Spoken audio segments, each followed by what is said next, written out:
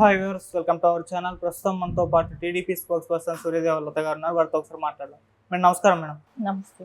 Madam hero Manchu Vishnu ఈసారి కూడా జగన్మోహన్ రెడ్డి గారి అధికారంలోకి వస్తారని చెప్పేసి ఒక స్టేట్మెంట్ ఇచ్చాడు. ఇది తన అభిప్రాయం కాదని చాలా మట్టుకు సర్వేలు ఈ విధంగానే చెప్తున్నాయని కూడా ఆయన చెప్పడం చూస్తున్నాం.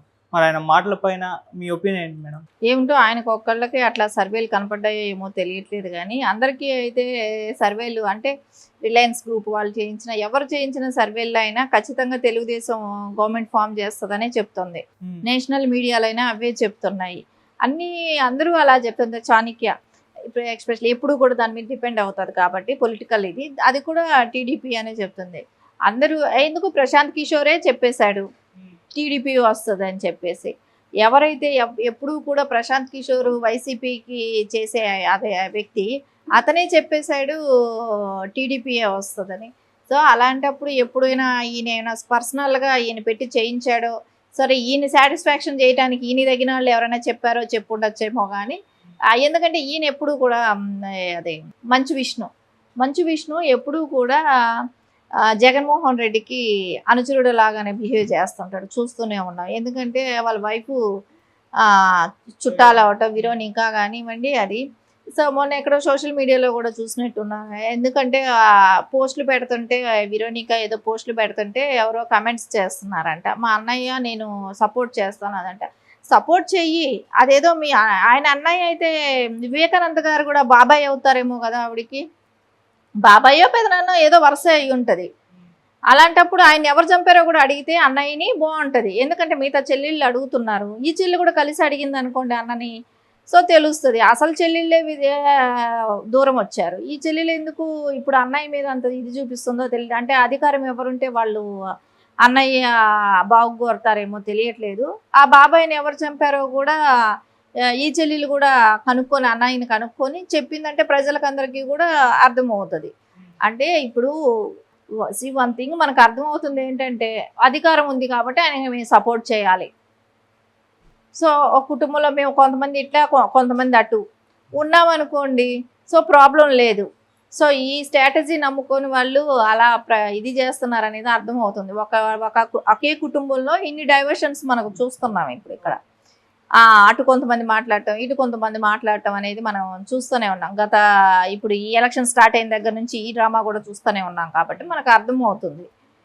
ఖచ్చితంగా వీళ్ళు పొలిటికల్ కన్నా వాళ్ళ స్వలాభాల కోసం వాళ్ళ బిజినెస్లు నడుపుకోవటం, వాళ్ళ ఆస్తులు సేవ్ చేసుకోవటం, వాళ్ళ అక్రమాస్తులు ఏదైనా ఉన్నా కూడా దాన్ని మనం సేవ్ చేసుకోగలగటానికి వీటికన్నిటికీ పార్టీలు అడ్డం పెట్టుకొని వాళ్ళకి ఇష్టం వచ్చిన అంటే ఆ పార్టీని కొంతసేపు ఈ పార్టీని కొంతసేపు అంటే వీళ్ళ మధ్యలో సేఫ్ కదా అన్న రేంజ్లో ఉన్నట్టు కనపడుతుంది మనకి ఇప్పుడు. అంతే మేడం, యాక్చువల్గా అంటే సినిమా వాళ్ళ ఒపీనియన్స్ కానివ్వండి, లేకపోతే ఇన్ఫ్లుయెన్సర్స్ ఒపీనియన్స్ కానీ అంటే ఇది ఏ విధంగా వెళ్తుందంట జనాల్లోకి, అసలు పట్టించుకుంటారంటారు? సినిమా వాళ్ళ ఇన్ఫ్లుయెన్స్ పనికొస్తుంది అని అనుకుంటే అది ఒక ఎన్టీఆర్ గారి తరంతోనే ఆయనతోనే అది స్టార్ట్ అయ్యింది. సో ఆయనతోనే అది ఎండ్ అయింది అంతే. తర్వాత ఎవరు వచ్చినా కూడా ఆ చరిష్మా ఇది ఎవరు కూడా ఇప్పుడు చూసాం, స్టిల్ ఇప్పటి వరకు కూడా ఎవరికి కూడా నిలబడలేదు. సో పవన్ కళ్యాణ్ గారికి సినిమా ఇది ఉన్నా కూడా ఆయన పెద్ద హీరో అయినా కూడా ఆయన ఎన్ని సంవత్సరాలుగా రాజకీయాల్లో పడుతూ లేస్తూ వస్తూనే ఉన్నారు. సో దగ్గర 15 yearsగా ఆయన కష్టపడుతున్నాడు. సో ఆ రేంజ్లో వీళ్ళు ఎవరు కష్టపడటం లేదు కదా. వీళ్ళు ఎవరు మాట్లాడే వాళ్ళందరూ కూడా ఎవరు వాళ్ళు పొలిటికల్గా అంత కష్టపడటం లేదు పవన్ కళ్యాణ్ గారి లాగా. సో అది సినిమా చరిష్మా కన్నా కూడా ప్రజల్లో ఆయన ఎంత తిరుగుతున్నాడు, సో ప్రజలతో ఆయన ఎంత మింగిలయ్యాడు, దీన్ని బట్టే వాళ్ళకి ఇది పెరుగుతుంది. ఒక టైంలో ఉండింది సినిమా క్రేజ్ వాళ్ళు వచ్చి ఫోటోలు దిగినంత మాత్రానే అవి ఓటు పడుతుంది అనేది కూడా నమ్మకం లేదు. ఎందుకంటే వాళ్ళు ఫోటో దిగేసి వెళ్ళిపోతారు, మళ్ళీ ఓటేసేటప్పుడు ఎవరికేస్తాడో మనకేం తెలియదు కదా.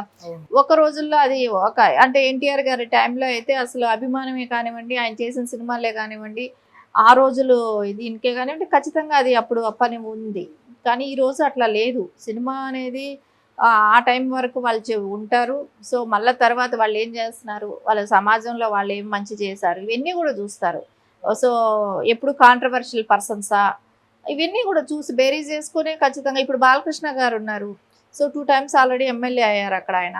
సో ఇప్పుడు 3rd time పోటీ చేశారు. సో ఖచ్చితంగా ఆయనకి అక్కడ అవగాహనే కానివ్వండి, అక్కడ ప్రజల్లో ఉన్న ఆయన మీద ఉన్న ఒక ప్రేమే కానివ్వండి, అది ఖచ్చితంగా అక్కడ సర్వే చేస్తున్నారు. అది పనికొస్తుంది అక్కడ. ఆయన ప్రజలకి వాళ్ళకున్న ప్రాబ్లమ్స్ సార్ట్ అవుట్ చేయటమే కానివ్వండి, ఆయన రెగ్యులర్గా అంటే ఆయన ఎంత బిజీ షెడ్యూల్ ఉన్నా కూడా ఆయన ఎక్కువ అక్కడ వెళ్ళి టైం స్పెండ్ చేయటం. సో మెయిన్ సినిమా వాళ్ళకి ఓటేసిన తర్వాత గెలిచిన తర్వాత ఆ నియోజకవర్గాన్ని పట్టించుకోరనే భ్రమ కూడా చాలా మందికి ఉంది.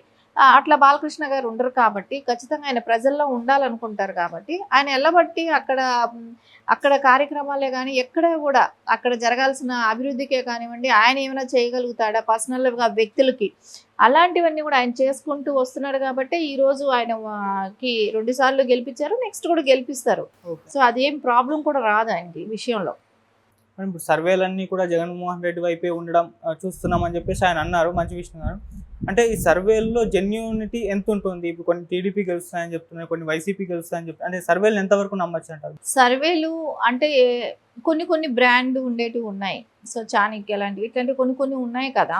సో నేషనల్ మీడియాలు కొన్ని ఇట్లాంటివి ఉన్నాయి. వాళ్ళ ఇది బట్టి ఉంటుంది కానీ మీది అందరూ సర్వేలు చేయించుకుంటున్నారు. సో ప్రతి ఒక్క ఎమ్మెల్యే నేను సర్వే చేయించుకున్నాను అంటారు. అంటే వాళ్ళకి ఫేవర్గా ఉన్నట్టు వాళ్ళు సర్వేలు చెప్పుకుంటారు కదా. ఇప్పుడు ఈయన చెప్పారనుకోండి, విష్ణు గారు చెప్పింది అనుకోండి, సర్వే చేయించాను జగన్మోహన్ రెడ్డి గెలుస్తున్నాడని అన్నాడు అనుకోండి, ఆయన ఎవరికి సర్వే చేసి ఎవరు గెలుస్తున్నారని చెప్తే ఆయనకి బెనిఫిట్ చెప్పండి. తెలుగుదేశం గెలుస్తుంది అని చెప్తే ఆయనకి ఏమైనా బెనిఫిట్టా? లేదు కదా. ఆయన ఖచ్చితంగా ఏం చెప్తాడు, జగన్మోహన్ రెడ్డి గెలుస్తున్నాడు, ఆయన సీఎం అవుతాడు, నాకు సర్వేలు అదే చెప్పాయి అని చెప్తాడు. ఇంకా దానిలో అది అదేమైనా కరెక్ట్ డెసిషనా? కాదు కదా.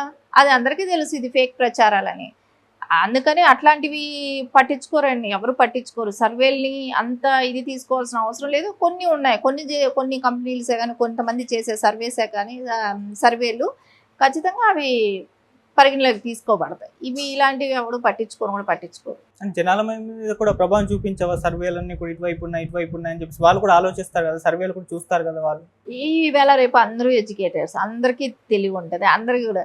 సో వాళ్ళకి మంచి ఏం జరిగింది, చెడు ఏం జరిగింది, మన రాష్ట్రానికి ఏం జరిగింది, ఏం నష్టపోయాం, ఇవన్నీ అయితే బేరీజ్ చేసుకుంటారు కదా. ప్రతి ఓటర్ నాడి అయితే అట్లా ఉంటుంది కదా.